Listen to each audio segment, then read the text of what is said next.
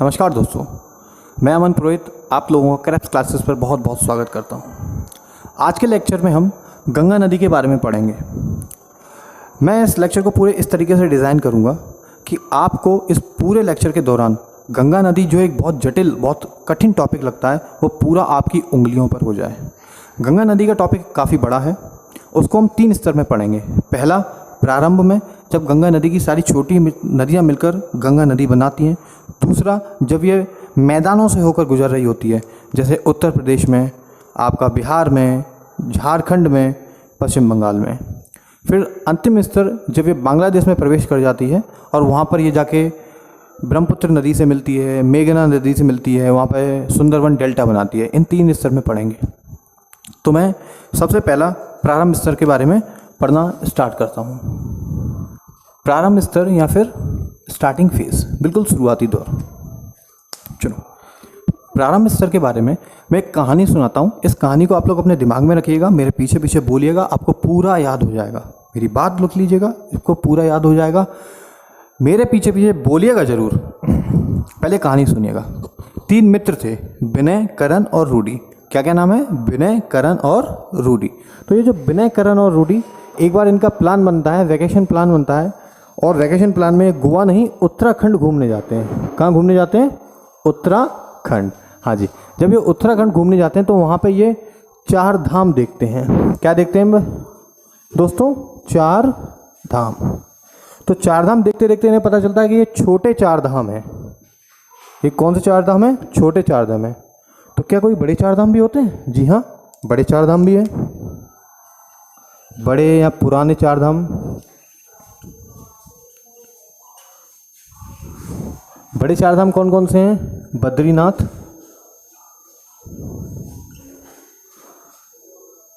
द्वारिका, जगन्नाथपुरी और रामेश्वरम। ये सारे 4 धाम भारत के चारों दिशाओं में, उत्तर, दक्षिण, पूर्व, पश्चिम में स्थित हैं। और इनको बनाने का उस समय मुख्य उद्देश्य ये माना जाता है कि जो कोई व्यक्ति हो भारत का, वो पूरा भारत का भ्रमण कर सके इनके दर्शन के माध्यम से। छोटे 4 धाम उत्तराखंड में स्थित हैं, जैसा कि हम बात ही कर चुके हैं। अच्छा, अब छोटे 4 धाम उत्तराखंड में स्थित हैं, तो ये कौन कौन से 4 धाम होते हैं, जरा इनके बारे में हम डिटेल में समझने का प्रयास करें। मैं इधर से पश्चिम से पूर्व का ऑर्डर लिख रहा हूँ, पश्चिम से पूर्व का। छोटे 4 धाम का सबसे पहले आता है आपका यमुनोत्री। सबसे पहले आपका आता है यमुनोत्री। फिर है आपका गंगोत्री। फिर है केदारनाथ। फिर है बद्रीनाथ। अच्छा, यहाँ से एक क्वेश्चन और बनता है कि ये जो 4 धाम है, ये किसी न किसी ईश्वर के लिए, किसी न किसी भगवान के लिए अर्पित हैं।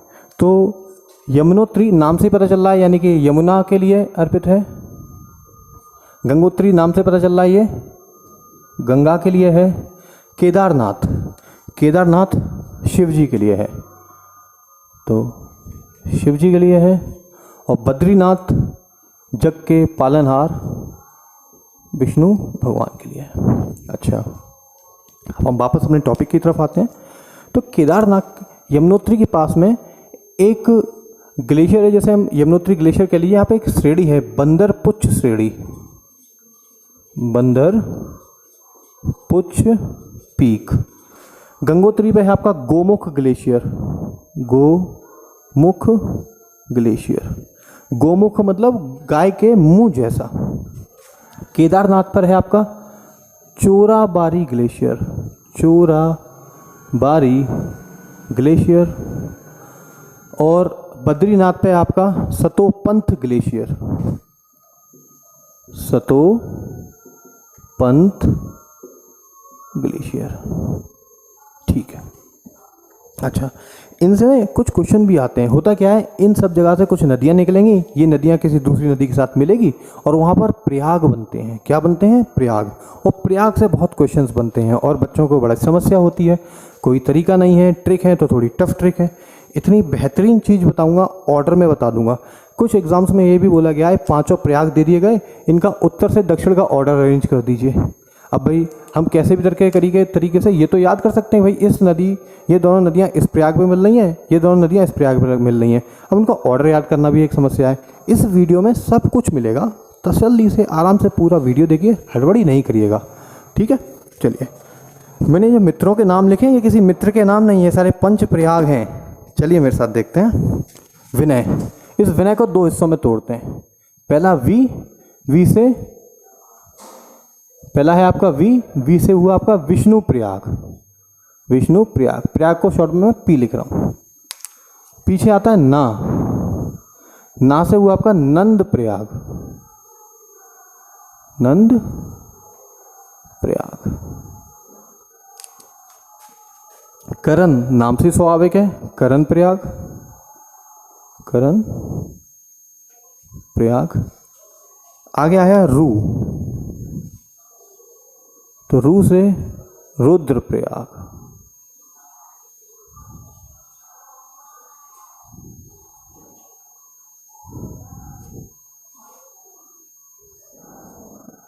लास्ट में बचा DE, ये हुआ आपका देव प्रयाग। और आपको और जान के खुशी होगी कि ये प्रयागों का उत्तर से दक्षिण का ऑर्डर है, नॉर्थ से साउथ का अरेंजमेंट है। It is the north south arrangement of all the Prayags. So it's very easy to remember. Vinay, Karan, Rudi. We say Vishnu Prayag, ना से नंद प्रयाग, करण से कर्ण प्रयाग, देन रूडी, रू रुद्र प्रयाग, डी देव प्रयाग। उम्मीद है आप लोगों को यहाँ तक समझ में आया हो। अगर नहीं आया तो वीडियो को पीछे से रिपीट करके दोबारा से आप देख सकते हैं, ठीक है। इसको रिपीट करते रहिएगा, आपको उतनी जल्दी याद हो जाएगा अगर आप प्रयास करते हैं। वैसे मैं आपको कह रहा हूँ, आपको याद हो रहा है, मेरी बात समझ के चलिएगा, ठीक है। अच्छा, ये चीज़ है। चलिए अब 2 मिनट और, अब आपको सारी नदियाँ ऐसे याद होंगी। कैसे? एक काम करते हैं, क्या करते हैं, बद्रीनाथ सतोपंथ ग्लेशियर से एक लाइन ली और यूँ खींच दी। कोई परेशानी? कोई परेशानी नहीं। इधर से 3 लाइन है, 1 2 3। कोई समस्या? कोई समस्या नहीं। मेरे भारत के सब बच्चे इतने होशियार हैं, ये सब तो 2 मिनट में कर देते हैं। फिर चोराबाड़ी से एक लाइन खींचिए और इन 3 लाइन के बाद मिलाइए। गोमुख से एक लाइन खींचिए, वो इन सब के बाद मिलाइए। कोई परेशानी? और इस लाइन से इसको रहने दीजिए। यमुनोत्री है, यमुना नदी निकलेगी, स्वाभाविक है, प्रयागराज इलाहाबाद में जाके मिलेगी, तो यहाँ पे तो मिलने का सवाल ही नहीं पैदा होता। इतना तो आप समझदार हैं। चलिए, ये सारी नदियाँ मिल रही हैं, जहाँ नदियाँ मिलती हैं वहाँ क्या बनता है? प्रयाग। अभी बताया था ना, क्या मिलता है? प्रयाग। तो सबसे उत्तर में कौन सा होगा आपका? विष्णु प्रयाग। कौन सा होगा? विष्णु प्रयाग।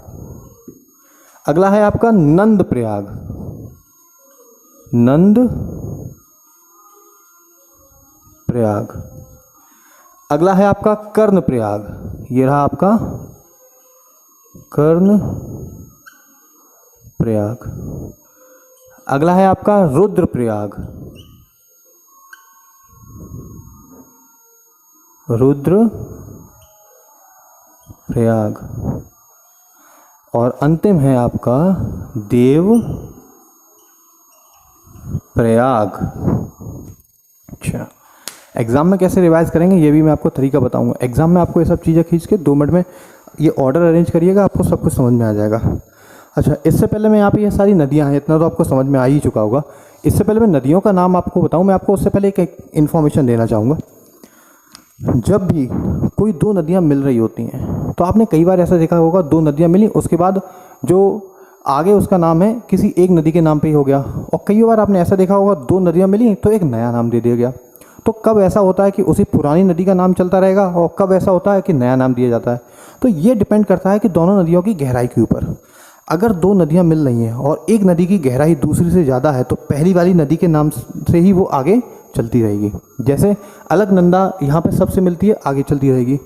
और जब 2 नदियाँ मिल रही हैं और दोनों की लंबाई बराबर है तो उन दोनों का नाम खत्म करके एक नया नाम दिया जाएगा। तो याद करो, जब अलकनंदा और भागीरथी मिलती हैं तो गंगा बनती है, यानी कि वहाँ पर अलकनंदा और भागीरथी की जो लंबाई गहराई है वो बराबर होगी। ये समझ में आया? अब आपसे कोई पूछे तुरंत उसको ज्ञान दे सकते हो, है ना। चलिए, तो सतोपंथ ग्लेशियर से आपकी नदी निकलेगी अलकनंदा, अलकनंदा। अलकनंदा नदी विष्णुप्रयाग पे मिलेगी धौली गंगा से। धौली गंगा, चलिए अलकनंदा धौली गंगा मिली विष्णुप्रयाग पे। आगे चल के अलकनंदा नाम से ही जारी रहेगी, यानी कि अलकनंदा की गहराई धौली गंगा से ज़्यादा है। तो आगे ये चली किस नाम से? अलकनंदा। चलिए अलकनंदा नंद प्रयाग। नंद से गंगा नदी का कोई पर्यायवाची याद आ रहा है? नंद से नंदाकिनी। बहुत बढ़िया बच्चे। अलकनंदा मिलेगी नंदाकिनी से। नंद प्रयाग में मिली नंदाकिनी से। चलिए आगे किस नाम से जारी रहेगी? अलकनंदा, यानी कि अलकनंदा की गहराई नंदाकिनी से भी ज़्यादा है। कर्णप्रयाग। कर्णप्रयाग पे ये मिलेगी एक नदी कहलाती है पिंडारी नदी। पिंडारी रिवर। पिंडारी रिवर कहाँ से निकलेगी? पिंडारी रिवर जिस ग्लेशियर से निकलती है उसका नाम है Pindar glacier. Pindar glacier. Glacier को हिंदी में बोलते हैं हिमनद। बहुत बड़ी बड़ी जगह, सच 50, 60, 100 किलोमीटर की बड़ा सा स्थान जो पूरी तरीके से बर्फ से ढका हुआ है उसे बोलते हैं हिमनद, ग्लेशियर। चलिए आगे हम बात करते हैं। तो अलकनंदा और पिंडारी नदी मिलेंगी कर्णप्रयाग पे। इसके बाद रुद्रप्रयाग और इसके आगे अलकनंदा नाम से ही ये नदी जारी रहेगी। केदारनाथ। केदारनाथ से निकल के आ रही है आपकी मंदाकिनी। कौन सी नदी? मंदाकिनी नदी। मंदाकिनी नदी। मंदाकिनी और अलकनंदा मिलेंगी रुद्रप्रयाग पे। क्वेश्चन यहाँ से बनता है। और आगे किस नाम से जारी रहेंगी? अलकनंदा के नाम से आगे जारी रहेगी। चलिए यहाँ से गोमुख। गोमुख से कौन सी नदी निकलती है? या गंगोत्री से कौन सी नदी निकलती है? हमसे अगर अमूमन पूछा जाए कि गंगा नदी कहाँ से निकलती है तो हम गंगोत्री बोल देते हैं, यानी कि जो सबसे महत्वपूर्ण स्थान है उद्गम का वो गंगोत्री है या गोमुख ग्लेशियर है। और सबसे महत्वपूर्ण व्यक्ति कौन है जो गंगा नदी के उद्गम या गंगा नदी को निकालने के लिए रेस्पॉन्सिबल माने जाते हैं? तो वो कहे जाते हैं भागीरथ। भागीरथ की पुत्री भागीरथी। तो यहाँ से जो नदी निकलेगी वो होगी आपकी भागीरथी। भागीरथी नदी और अलकनंदा नदी जाके मिलेंगी देवप्रयाग पर। इसके बाद यहाँ से ये कहलाएगी गंगा। यहाँ से ये कहलाएगी गंगा और इसके आगे जगह पड़ेगी एक हरिद्वार। हरिद्वार। हरिद्वार के आगे ये मैदानों में प्रवेश कर जाएगी। कहाँ प्रवेश कर जाएगी? मैदानों में। मैदान मतलब प्लेन्स। मैदानों में प्रवेश कर जाएगी। चलिए अच्छा, तो यहाँ पे एक चीज़ समझनी, बी से भागीरथी, एक नदी यहाँ आके और मिल रही है भील गंगा। बी से भागीरथी और एक नदी यहाँ आके और मिलेगी, इसका नाम होगा भील गंगा।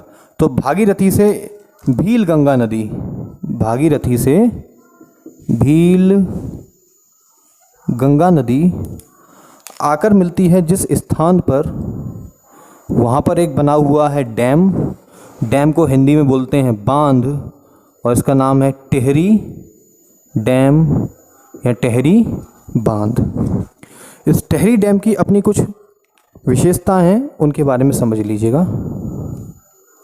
टेहरी डैम भारत का सबसे ऊंचा बांध है।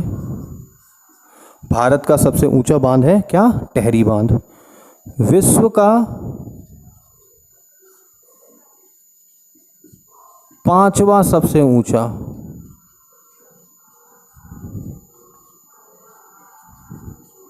और साथ ही साथ एक चीज़ और समझेंगे, अर्थक्वेक आप लोगों ने सुना होगा। अर्थक्वेक को हिंदी में बोलते हैं भूकंप। जब ज़मीन कंपने लगती है, किन्हीं कारणों से, क्या कारण है ज्योग्राफी के आने वाले लेक्चर्स में हम समझ लेंगे। नीचे प्लेट्स होती हैं, प्लेट टेक्टोनिक्स, वो हिलने लगती हैं। उनके मूवमेंट की वजह से जो ऊपर वाली स्थिति है उसमें बदलाव आता है, ज़मीन कँपने लगती है, तो उसको हिंदी में बोलते हैं भूकंप, इंग्लिश में बोलते हैं अर्थक्वेक। तो अर्थक्वेक कहाँ पर किस स्थिति का आएगा, इस हिसाब से पूरे भारत को या पूरे विश्व को अलग अलग जोन में बांटा गया है। और जिस जगह पर टिहरी डैम है वो जगह अर्थक्वेक के जोन 5 में आती है, मतलब भूकंप आने की संभावनाएं सबसे अधिक हैं और यहाँ पर काफ़ी अधिक भूकंप आ भी चुके हैं। चलिए, मुझे उम्मीद है आपको ये पूरा याद हुआ होगा। मेरे साथ एक बार फिर से देखेंगे, मैं आपका पूरा रिवीजन कराता हूँ, आप मेरे साथ साथ रहिए, आपको ये पूरा मैं अच्छे से याद करा दूंगा। 3 मित्र थे। कौन से मित्र थे? विनय, करण और रूडी। 3 मित्र थे, विनय, करण और रूडी। विनय, करण, रूडी घूमने गए उत्तराखंड। कहाँ घूमने गए? उत्तराखंड। उत्तराखंड में कहाँ? छोटे 4 धाम। तो बड़े 4 धाम के बारे में भी बात करी थी। छोटे 4 धाम कौन कौन से हैं? पश्चिम से पूर्व का ऑर्डर यमुनोत्री, गंगोत्री, केदारनाथ, बद्रीनाथ।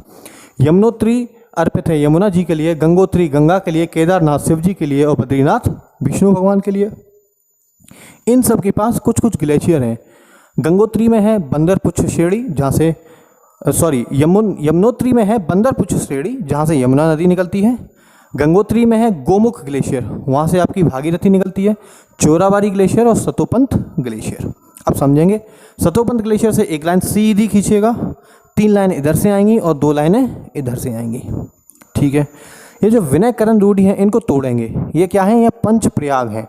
जो प्रयाग क्या होता है? जब 2 नदियां मिलती हैं तो उस स्थान को प्रयाग बोला जाता है। ठीक है। तो विनय, वी से विष्णु प्रयाग और ना से नंद प्रयाग। करण, करण से कर्ण प्रयाग। रू से रुद्र प्रयाग और डी से देव प्रयाग। ये प्रयागों का उत्तर से दक्षिण का ऑर्डर है। तो यहाँ से जहाँ जहाँ नदियाँ मिल रही हैं वहाँ पे लिख दीजिए विष्णु प्रयाग, नंद प्रयाग, कर्ण प्रयाग, रुद्र प्रयाग और देव प्रयाग।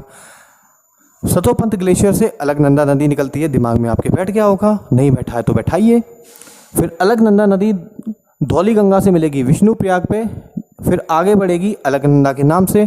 यहाँ आता है नंद प्रयाग। नंद प्रयाग पे अलकनंदा मिलेगी नंदाकिनी से, नंद नंदाकिनी याद आना चाहिए। फिर आगे बढ़ेगी अलकनंदा के नाम से, फिर यहाँ पे कर्ण प्रयाग पे मिलेगी पिंडारी नदी, अलकनंदा के नाम से आगे बढ़ेगी। फिर रुद्र प्रयाग पे मिलेगी आपकी अलकनंदा और मंदाकिनी। फिर इसके बाद ये अलकनंदा के नाम से आगे बढ़ेगी और यहाँ पर देव प्रयाग पर जाके मिलेगी ये आपकी भागीरथी नदी से। भागीरथी नदी में टिहरी बांध पर एक दूसरी नदी मिल रही है, उसका नाम है भील गंगा नदी।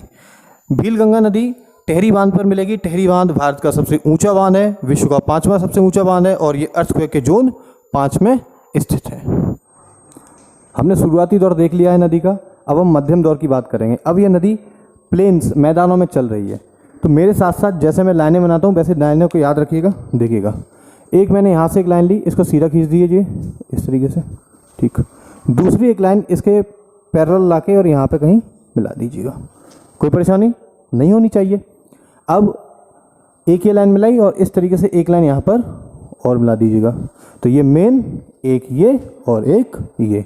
यहाँ पे ऊपर से एक लाइन जोड़ेंगे, इसके बीच में 2 और इधर 3, 1 2 3।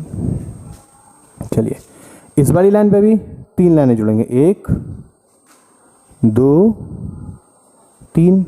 फिर से देखते हैं, एक 20 लंबी सी लाइन खींच दी, इसके पैरेलली एक दूसरी लाइन खींची और यहाँ मिला दी। इस जॉइंट से पहले एक लाइन और ये जो हमने लाइन मिलाई है इसके साथ एक लाइन यहाँ खींची, इन दोनों के बीच में 2 फिर 3। सिंपल है, 1 2 3 और यहाँ पर 3 और 1।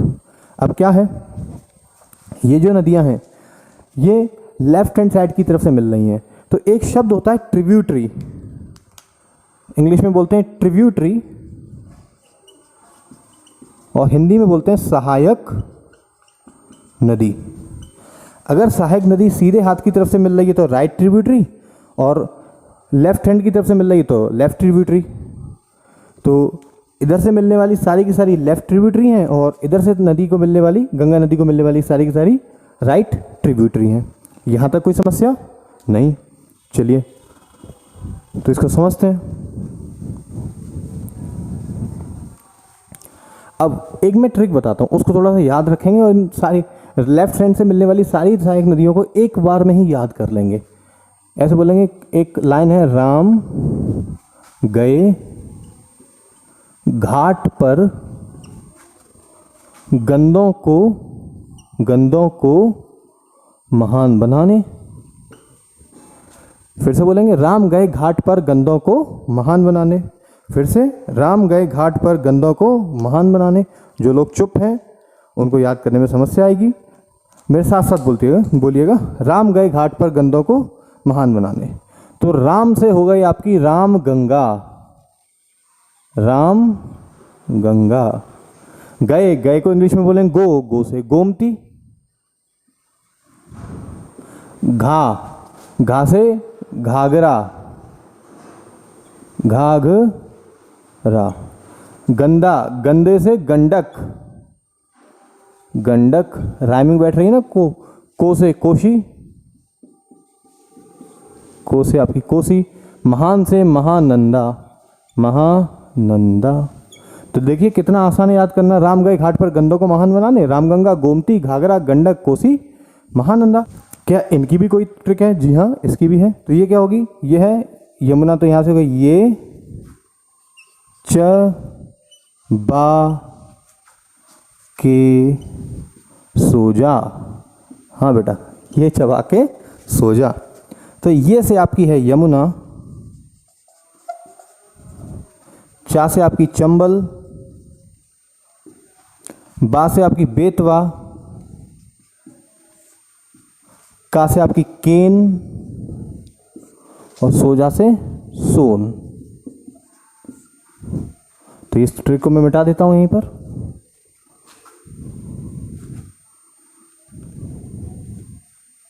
कितना आसान है ना, 2 मिनट में कर लिए। ये चबा के सो जा, ये से यमुना, चा से चंबल, बा से बेतवा, के से केन, सो से सोन।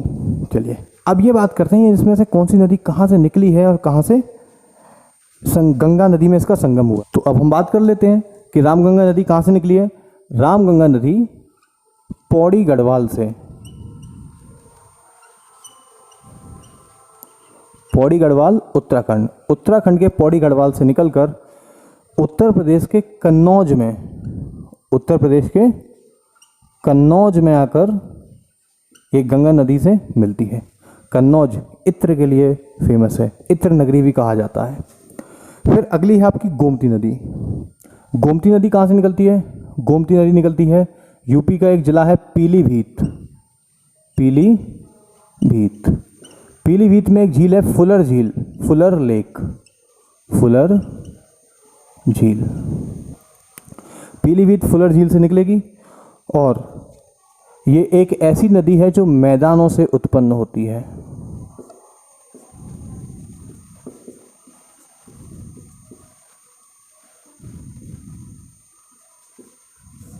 ये एक ऐसी नदी है जिसका उद्गम मैदानों से होता है। गोमती नदी के किनारे बसे कुछ महत्वपूर्ण शहर, एक है लखनऊ,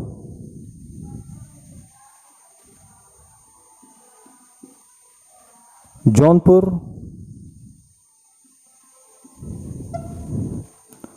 और गोमती नदी आपकी बनारस के पास एक जगह है गाजीपुर। गाजीपुर में आकर गंगा नदी में इसका संगम हो जाता है। फिर बात करते हैं घाघरा नदी के बारे में। घाघरा नदी के बारे में कुछ चीज़ समझेंगे। जैसे ये है हमारा उत्तराखंड, उत्तराखंड के टच करके बाउंड्री है नेपाल की। इसको समझते हैं, ये है उत्तराखंड और ये है आपका नेपाल। अब उत्तराखंड नेपाल सीमा के पास से, जहां आपने पिछले कुछ दिनों में न्यूज़ सुनी होगी काला पानी, तो काला पानी के पास से ही एक नदी का उद्गम होता है जिसको नेपाल में गौरी गंगा कहा जाता है। और ये नदी उत्तराखंड नेपाल की बाउंड्री के पास से गुजरती हुई इंडिया में इस तरीके से आती है।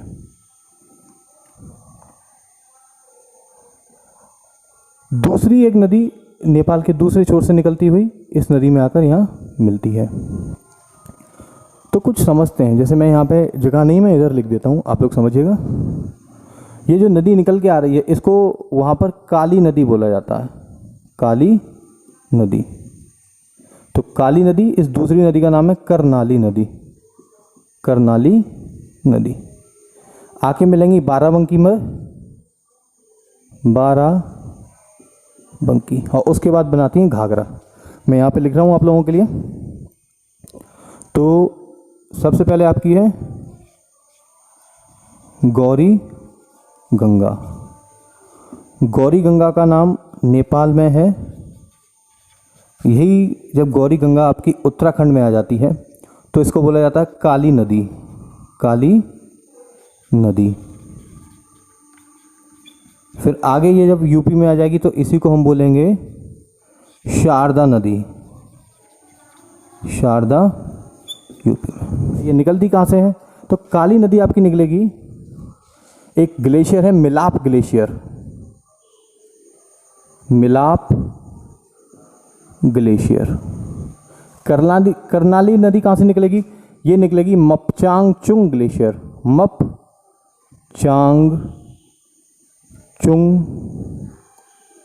ग्लेशियर से। छपरा में जाकर, छपरा बिहार में पड़ता है, ये आपकी छपरा में जाकर गंगा नदी में इसका संगम हो जाता है। इधर से आ रही है आपकी गंडक नदी। गंडक नदी आपकी नेपाल सीमा से आती है और इसके बाद इसमें एक जगह पड़ती है सोनपुर। सोनपुर। तो बिहार की सोनपुर नामक जगह पर गंडक नदी आपकी गंगा नदी से मिल जाती है। इसके बाद आगे है कोसी नदी। कोसी नदी के बारे में हम समझेंगे। कोसी नदी का जब उद्गम होता है तो इसमें 7 स्ट्रीम्स होती हैं, 7 धाराएं होती हैं शुरुआत में, 7 स्ट्रीम्स। इस वजह से इसका नाम होता है सप्त कोसी। सप्त कोसी। आगे चल के 3 धाराओं में बन जाती है। इसकी कुछ धाराएं मिल जाती हैं तो इसको फिर जिस स्थान पे ये तीनों धाराएं मिलती हैं वहाँ ऐसे बोला जाता है त्रिवेणी। त्रिवेणी। त्रिवेणी ये जगह है नेपाल में आएंगी और जब भारत में प्रवेश करेगी तो भारत में एक नदी के रूप में प्रवेश करेगी, वो कहलाएगी आपकी कोसी नदी। कोसी नदी की मुख्य जो सहायक नदी है उसका नाम है अरुण नदी। अरुण नदी इसकी सबसे मुख्य सहायक नदी है, अरुण नदी। कोसी नदी कुछ चीज़ों के लिए और भी फेमस है। इसको बिहार का शोक भी कहा जाता है। समय समय पर ये अपना रास्ता बदलती है। होता क्या है, इस नदी के अंदर जो मिट्टी है वो इतनी ज़्यादा होती है, इसके जो सेडिमेंट्स हैं वो इतने ज़्यादा होते हैं, ये इन सेडिमेंट्स को अपने रास्ते में लाके पटक देती है, अपना रास्ता ब्लॉक कर लेती है। फिर पीछे से जो पानी आ रहा होता है वो अपना रास्ता बनाने के लिए जब ओवरफ्लो करने लगता है तो काफ़ी ज़्यादा बाढ़ आने लगती है और इससे काफ़ी ज़्यादा बाढ़ बिहार में देखने को मिलती है और इस कारण से इसका नाम है बिहार का शोक।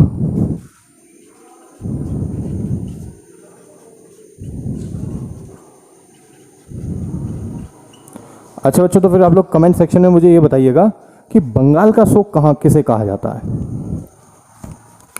इसके बाद भारत में मिलने वाली आखिरी सहायक नदी, गंगा की आखिरी सहायक नदी जो भारत में मिलती है, ये निकलती है आपकी दार्जिलिंग की पहाड़ियों से।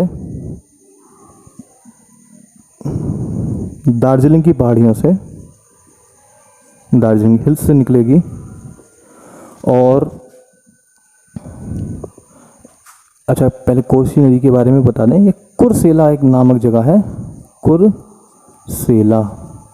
कुर्सेला आपका बिहार में पड़ेगा। तो छपरा, सोनपुर, कुर्सेला ये तीनों क्षेत्र बिहार में आ रहे हैं। अब दार्जिलिंग हिल्स से निकली है आपकी महानंदा नदी। महानंदा नदी बांग्लादेश में जाकर मिलेगी गंगा नदी से। बांग्लादेश। बांग्लादेश में भी कहाँ पर? बांग्लादेश में ये मिलेगी गोदागिरी घाट पर। गोदागिरी घाट की नाम की जगह पर। यहाँ तक कोई समस्या नहीं होनी चाहिए आप लोगों को। मैंने जल्दी से आप लोगों का रिवीजन करा देता हूँ। लेफ्ट हैंड से मिलने वाली सारी ट्रिब्यूटरीज।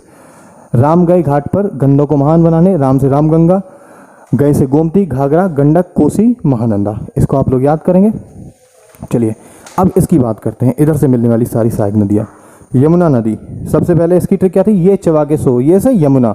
तो यमुना कहाँ से निकल रही है? यमुना निकलती है आपकी यमुनोत्री बंदर पुच्छ श्रेणी से। बंदर पुच्छ श्रेणी।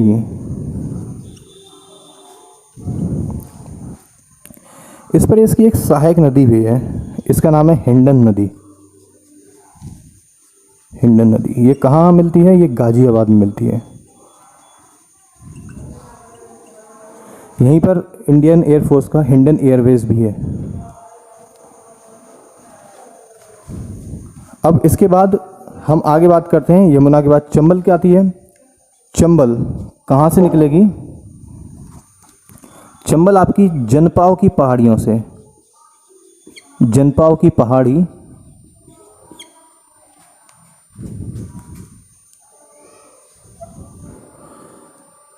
महू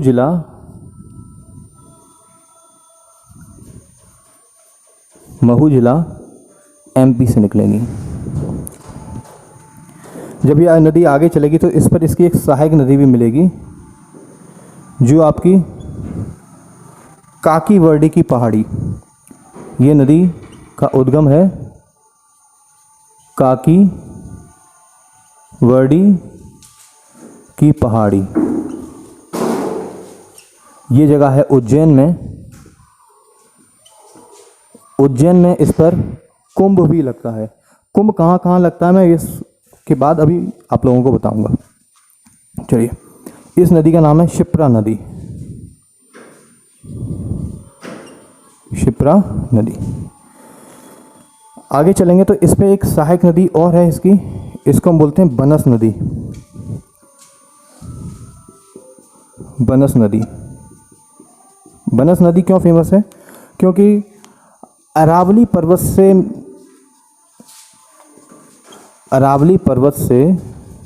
निकलकर, या फिर ये कह लीजिए अरावली पर्वत से निकलने वाली एकमात्र सहायक नदी है बनस नदी, जो चंबल नदी में आके मिलती है। चंबल नदी में 3 प्रोजेक्ट भी चल रहे हैं, 1 2 3। आपका राणा प्रताप सागर,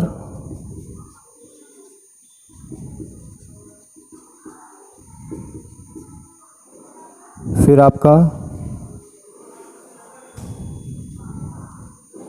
जवाहर सागर,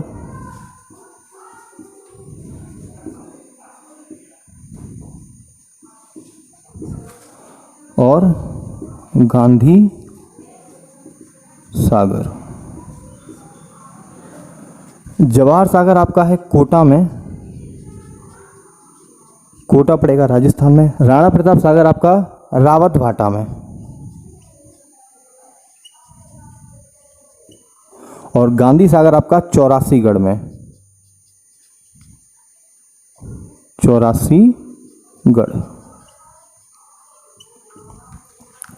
इसको याद कर लेते हैं जल्दी से। चौरासीगढ़ पड़ेगा आपका मध्य प्रदेश में, कोटा और रावत भाटा दोनों पड़ते हैं राजस्थान में। तो देखिए कैसे याद करते हैं। जवाहरलाल नेहरू कोट पहनते थे तो उनका हो गया कोटा में। राणा प्रताप सागर रावत भाटा, रा सेम पड़ रहा है, तो फिर लास्ट का कौन सा बना? चौरासीगढ़, तो वो गांधी सागर। सिंपल है। ऊपर वाले दोनों राजस्थान में है, नीचे वाला आपका मध्य प्रदेश में है। अच्छा, यह आपकी चंबल नदी और किन चीज़ों के लिए फेमस है? चंबल नदी में आपको देखने को मिलते हैं बैडलैंड्स। बैडलैंड्स ये क्या होते हैं? बीहड़। कैसे बने हैं? चंबल नदी में अपरदन बहुत हुआ, इरोजन, तो चंबल नदी ने मिट्टी को काट काट कर वहाँ पे गली इरोजन कर दिया, ऐसी बड़ी बड़ी गलियाँ सी बना दी। तो यहाँ पर इस चंबल नदी के आसपास का जो क्षेत्र है उसकी उर्वरकता काफ़ी कम हो गई, जिसको हम इंग्लिश में बोलते हैं बैडलैंड्स और हिंदी में बोलते हैं बेहड़। साथ ही साथ चंबल नदी पर घड़ियाल का संरक्षण भी होता है, तो घड़ियाल संरक्षण के लिए भी चंबल नदी काफ़ी इंपॉर्टेंट है। ये सारी चीज़ें चंबल नदी से पूछी जाती हैं। अब हम बात कर लेते हैं बेतवा नदी के बारे में। बेतवा नदी आपकी निकलेगी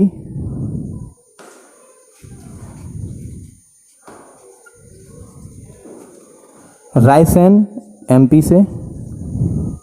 और अच्छा, चंबल नदी का ये रह गया आपका कहाँ पर मिलेगी? ये इटावा में मिलती है। और बेतवा नदी आपकी हमीरपुर में मिलेगी। हमीरपुर किससे मिल रही हैं? दोनों यमुना नदी से मिल रही हैं। अब हम बात कर लेते हैं केन नदी के बारे में। केन नदी आपकी कैमूर पर्वत श्रृंखला से निकलती है। कैमूर हिल्स से निकलेगी। ये एमपी में स्थित है। और कहाँ पर? बांदा में जाकर। बांदा में जाकर ये यमुना नदी में मिल जाती है। अच्छा, ये जो कैमूर पर्वत श्रृंखला है इस तरीके से आगे बढ़ती है और ये आपसे एक क्वेश्चन पूछा जाता है। क्वेश्चन ये पूछा जाता है कि कौन सी पर्वत श्रृंखला ऐसी है जो गंगा नदी और सोन नदी के बीच में वाटर डिवाइड का काम करती है, जल विभाजक का काम करती है। पहले ये समझते हैं जल विभाजक या वाटर डिवाइड क्या होता है। एक बड़ी सी पर्वत श्रृंखला जो दो नदियों के बहने के रास्ते में आ जाए और दोनों के रास्ते को अलग अलग कर दे, उसको हम कहते हैं जल विभाजक या वाटर डिवाइड। तो ये जो पर्वत श्रृंखला है कैमूर है,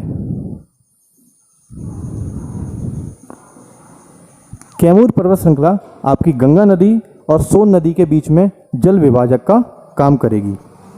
अब समझते हैं सोन नदी का उद्गम कहाँ से है। सोन नदी का उद्गम है आपका अमरकंटक से, अमरकंटक की पहाड़ियों से। अमरकंटक की पहाड़ियों से एक नदी और आती है, ये दक्षिण की तरफ चली जाती है, इधर की तरफ चली गई, जिसका नाम है नर्मदा नदी। साथ ही साथ अमरकंटक से एक नदी गुजरती है, तो हम ऐसे समझ सकते हैं अमरकंटक से सोनम गुजरती है। कौन गुजरती है? सोनम। सोनम, सोन नदी NAM से आपकी नर्मदा नदी और M से आपकी महानदी, महानदी। तो हम ऐसा कह सकते हैं कि अमरकंटक में सोनम स्थापित है। जैसे SON से सोन नदी यहाँ से उद्गम है, नर्मदा नदी का यहाँ से उद्गम है, जबकि महानदी यहाँ से गुजरती है, पास होती है, उद्गम नहीं है। इस बात को ध्यान दीजिएगा।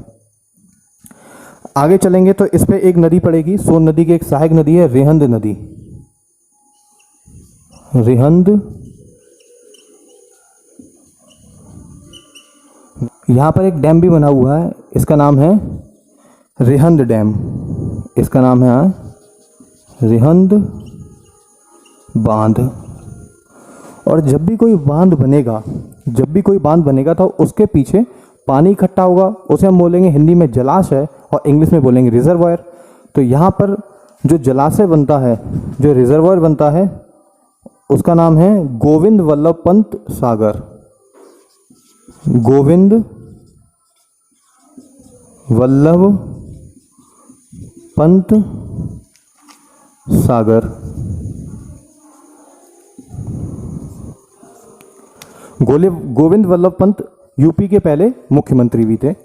तो ये पूरा बीच वाला स्तर रहा जब गंगा नदी आपके मैदानों से निकल रही है। इसके बाद अब हम समझेंगे कि गंगा नदी अपने अंतिम स्तर पर जब ये भारत को छोड़कर बांग्लादेश में प्रवेश कर जाती है, ब्रह्मपुत्र से मिलती है, अब हम वो चीज़ जानते हैं। उससे पहले मैं इसको एक बार रिवाइज करा देता हूँ, जल्दी से मेरे साथ रिवाइज करिएगा। गंगा नदी के लेफ्ट हैंड ट्रिब्यूटरीज कौन सी हैं? शॉर्ट में याद करेंगे। राम गए घाट पर गंगों को महान बनाने। राम से रामगंगा, गए से गोमती, घाट से घाघरा, गंगों से गंडक, को से कोसी, महान से महानंदा। सीधे हाथ से मिलने वाली सहायक नदियाँ कौन कौन सी हैं? ये चबा के सोजा, ये से यमुना, चा से चंबल, वा से बेतवा, के से केन, सो से सोन। और बाकी चीज़ें मैं इसकी नोट कर दी हैं। चलिए अब अगले पार्ट पे चलते हैं। अब हम बात करते हैं इसके अंतिम हिस्से के बारे में। अब हुआ क्या है, पश्चिम बंगाल में मुर्शिदाबाद नामक जगह से ये दो हिस्सों में बट गई, यानी कि इसमें से एक दूसरी एक नदी निकली जो इसका पानी लेके समुद्र की ओर चली जाएगी और ये पश्चिम बंगाल होती हुई सीधा आपका जाके बंगाल की खाड़ी में गिरेगी। इस नदी का नाम है हुगली नदी। इसको विश्व की सबसे धोखेबाज नदी के नाम से भी जाना जाता है। आगे बात करें, इस हुगली नदी की एक सहायक नदी है दामोदर नदी। इस पर एक शहर भी बसता है कोलकाता, और जहाँ पर हुगली नदी जहाँ पर सागर से मिलती है वो जगह है गंगा सागर, एक द्वीप भी है। फिर इसके बाद यहाँ पे एक जगह पड़ेगी फरक्का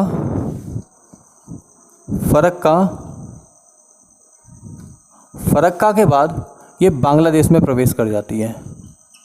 फरक्का के बाद ये बांग्लादेश में प्रवेश कर जाएगी गंगा नदी, और गंगा नदी का वहाँ पर नाम हो जाएगा पद्मा। क्या नाम हो जाएगा? पद्मा। तब तक एक दूसरी नदी ब्रह्मपुत्र नदी, ये आपके असम से होते हुए बांग्लादेश में प्रवेश करती है। ब्रह्मपुत्र नदी को हम अलग से सेपरेट वीडियो में पढ़ेंगे, इसका भी काफ़ी लंबा चीज़ें हैं समझने के लिए। तो ब्रह्मपुत्र नदी असम से होते हुए आ रही होती है। असम में इसको ब्रह्मपुत्र नाम से जाना जाता है। एक जगह होती है धुबरी। धुबरी के बाद ये बांग्लादेश में प्रवेश कर जाती है और वहाँ पर इसको जमुना नाम से जाना जाता है।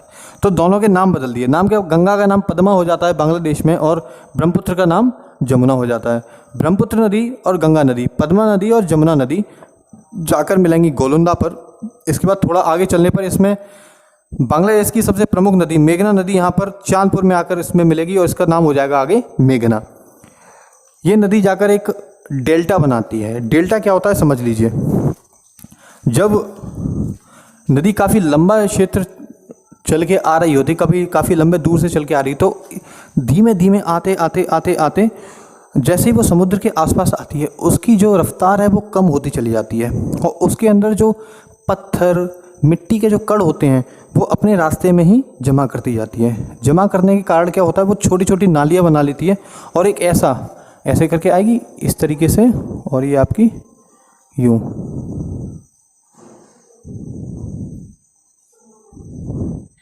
एक ट्रायंगल जैसा आकार बना लेती है, जिसे बोला जाता है डेल्टा। तो कहा जाता है जो भी लंबी नदियां होती हैं, बह के आ रही होती हैं, वो डेल्टा बनाती हैं। तो यहाँ पर विश्व का सबसे लंबा डेल्टा बनता है, विश्व का सबसे बड़ा डेल्टा सुंदरबन डेल्टा यहाँ पर गंगा और ब्रह्मपुत्र नदी बनाती हैं। इसका दूसरा नाम गंगा ब्रह्मपुत्र डेल्टा भी है। इसका एक नाम मेघना डेल्टा के नाम से भी ये जाना जाता है। ये जो सुंदरबन डेल्टा है किस चीज़ के लिए फेमस है? ये मैनग्रोव के जंगलों के लिए फेमस है और यहाँ पर रॉयल बंगाल टाइगर भी पाए जाते हैं। अब हम गंगा नदी से रिलेटेड कुछ फैक्ट्स जानते हैं। ऐसे फैक्ट्स ये इम्पॉर्टेंट हैं, पिछले कुछ पेपर्स में आ भी चुके हैं और पेपरों के नज़रिए से हमारे लिए बहुत ज़्यादा लाभदायक है। गंगा नदी को राष्ट्रीय नदी का दर्जा सन 2008 में दिया गया था। इस नदी का उद्गम गोमुख ग्लेशियर गंगोत्री में है जो उत्तराखंड में स्थित है। This river drains into Brahmaputra river that is in Goalundo in Bangladesh. इस नदी का संगम ब्रह्मपुत्र नदी से हो जाता है गोलुंडा नामक जगह पर जो बांग्लादेश में स्थित है। इसके बाद हम बात करें इसके ड्रेनेज एरिया की। ड्रेनेज एरिया को हिंदी में बोलते हैं अपवाह क्षेत्र। अपवाह क्षेत्र वो पूरा क्षेत्र, जिसे दूसरा नाम जल ग्रहण क्षेत्र भी कह सकते हैं, वो पूरा क्षेत्र जहाँ से नदी जल ग्रहण करेगी। तो भारतीय जल शक्ति मंत्रालय के हिसाब से कुल 11 राज्यों में इसका अपवाह क्षेत्र है। अच्छा, आगे बात करेंगे ये भारत में कितने राज्यों से गुजरती है, तो भारत में ये 5 राज्यों से गुजरती है। पहला उत्तराखंड वो पूरा राज्य जो हम पहले पढ़ चुके हैं, जब छोटी सारी नदियां मिलकर पूरी गंगा नदी बनाती है हरिद्वार में, उससे पहले की जो पूरी कहानी चल रही होती है वो पूरी आपकी उत्तराखंड में होती है। इसके बाद उत्तर प्रदेश, बिहार, झारखंड, पश्चिम बंगाल। उत्तर प्रदेश की बात करें तो यहाँ से गंगा नदी को लेकर क्या महत्वपूर्ण क्वेश्चंस बनते हैं, जरा इसको समझिए। पहला क्वेश्चन ये बनता है कि गंगा नदी की सर्वाधिक लंबाई भारत के किस राज्य में है, तो उत्तर प्रदेश में होगी। कितनी लंबाई है? 1140 किलोमीटर। कितने जिलों से होकर गुजरती है? 27 जिलों से होकर गुजरती है। और ध्यान रहे उत्तर प्रदेश में बी से एंटर करेगी और बी से एग्जिट कर जाएगी। बी मतलब बिजनौर से प्रवेश करेगी और बलिया से एग्जिट कर जाएगी। मैंने यूट्यूब चैनल्स में कुछ जगह देखा था, लोग गढ़मुक्तेश्वर भी बता रहे हैं। तो गढ़मुक्तेश्वर हापुड़ में पड़ता है और हापुड़ बिजनौर के दक्षिण में है, यानी कि पहले ये बिजनौर में आएगी, फिर हापुड़, फिर गढ़मुक्तेश्वर में जाएगी। तो गढ़मुक्तेश्वर मेरे हिसाब से सही वहाँ पर नहीं है, यानी कि ये बिजनौर से प्रवेश करेगी और बलिया से बाहर चली जाएगी। फिर इसके बाद बिहार में, फिर झारखंड में जाती है। झारखंड हमारे लिए क्यों इंपॉर्टेंट है कि झारखंड का सिर्फ एक जिले से होकर ये गुजरती है। कई बार हम लोगों को पता भी नहीं होता है, कई बच्चों को पता भी नहीं होता है ये झारखंड में गंगा नदी जाएगी। झारखंड को छूती हुई गंगा नदी झारखंड के सिर्फ एक जिले साहिबगंज से होकर गुजरती है। इसके बाद पश्चिम बंगाल में फरक्का के बाद ये बांग्लादेश में प्रवेश कर जाती है। ये कुछ फैक्ट्स हैं, कुछ फैक्ट्स और इम्पॉर्टेंट हैं, हम समझते हैं। गंगा नदी भारत की सबसे लंबी नदी है, हम बात कर चुके हैं। इसकी लंबाई 2525 किलोमीटर है। हाँ, सिंधु नदी और ब्रह्मपुत्र नदी इससे लंबी है, लेकिन भारत में सबसे ज़्यादा लंबाई इसी नदी की है। उन दोनों नदियों में भारत में उतना ज़्यादा स्थित नहीं है। इस नदी को सेल्फ प्यूरिफाइंग रिवर, स्वतः स्वच्छ होने वाली नदी भी कहा जाता है। ऐसा क्यों है? ऐसा इसलिए क्योंकि इसके अंदर मिलता है हमें एक वायरस मिलता है, बैक्टीरियोफेगस वायरस। ये इस वायरस का काम क्या होता है? ये वायरस गंदगी करने वाले बैक्टीरिया को खा लेते हैं या उसे मार देते हैं, जैसा आप इतना समझ सकते हैं। अच्छा, ये नदी इसलिए भी फेमस है क्योंकि और नदियों के कंपैरिजन में, और नदियों के पानी के कंपैरिजन में इस नदी में जो डिज़ोल्व्ड ऑक्सीजन है वो 25% ज़्यादा है। क्या मतलब हुआ कि गंगा नदी का जो पानी है और किसी दूसरी नदी का पानी देख लीजिए, तो गंगा नदी के पानी में जो घुली हुई ऑक्सीजन है वो 25% ज़्यादा है। इससे क्या होता है, जो जीव जंतु पानी के अंदर रह रहे हैं उनको जीने में ये ऑक्सीजन काफ़ी ज़्यादा लाभदायक होती है। लेकिन समय के साथ साथ लोगों की एक्टिविटीज़ की वजह से जो गंदगियाँ फैल रही हैं, इस वजह से इस डिज़ोल्व ऑक्सीजन की मात्रा कम होती जा रही है, और मात्रा कम होने के कारण इसमें जो वायरस रह रहा है इसकी भी संख्या कम होती जा रही है। अच्छा, ये हमारे लिए ये जो नदी है, इस नदी में एक जीव मिलता है, Gangetic dolphin. Gangetic dolphin Ganga नदी में मिलती है। कहाँ कहाँ? गंगा नदी में, ब्रह्मपुत्र नदी में और मेघना नदी में। गंगा नदी, ब्रह्मपुत्र नदी और मेघना नदी तीनों के बारे में हम अभी पढ़ के ही आए हैं, जान चुके हैं। मेघना नदी बांग्लादेश में मिल रही थी, जिसके बाद मेघना डेल्टा बना रही थी। अच्छा, ये जो गैंगेटिक डॉल्फिन है ये फ्रेश वाटर, स्वच्छ पानी में रहने वाला एक जीव है, और ये लगातार गंदगी होती जा रही है। इस वजह से इस गैंगेटिक डॉल्फिन की संख्या में भी कमी आई है और ये विलुप्त होने जा रही है, मतलब ये कम होती जा रही है। तो IUCN में इसका जो कैटेगरी है वो इंडेंजर्ड में आती है। जो बच्चे ये नहीं जानते IUCN क्या होता है, मुझे आप मैसेज कर सकते हैं कमेंट में, तो मैं आप लोगों के लिए IUCN के ऊपर एक सेपरेट लेक्चर बना दूंगा जिसमें पूरे तरीके से हम IUCN को डिस्कस करेंगे। काफ़ी इंपॉर्टेंट टॉपिक होता है, बहुत एग्जाम्स में पूछा जाता है। अच्छा, इसी के साथ 2009 में इसको राष्ट्रीय जलीय जीव का दर्जा भी मिल चुका है। 2009 में इसको नेशनल एक्वेटिक एनिमल का दर्जा भी मिल चुका है, राष्ट्रीय जलीय जीव का भी दर्जा मिल चुका है। 2008 में गंगा नदी को मिला था, 2009 में गैंगेटिक डॉल्फिन को मिल चुका है। इसके संरक्षण के लिए बिहार के भागलपुर में विक्रमशिला गैंगेटिक डॉल्फिन सेंचुरी भी बनाई गई है। उम्मीद है आप लोगों को मेरा ये वीडियो पसंद आया होगा, इन्फॉर्मेटिव लगा होगा। अगर आप लोगों को मेरा ये वीडियो इन्फॉर्मेटिव लगा तो इस वीडियो को ज़्यादा से ज़्यादा शेयर कीजिए, लाइक कीजिए, इस पर कमेंट कीजिए। अगर आपको लगता है हमें कहीं सुधार की आवश्यकता है तो अपनी मूल्यवान कमेंट हमें ज़रूर दीजिएगा। इस चैनल को ज़रूर सब्सक्राइब करें। आपका बहुत बहुत धन्यवाद।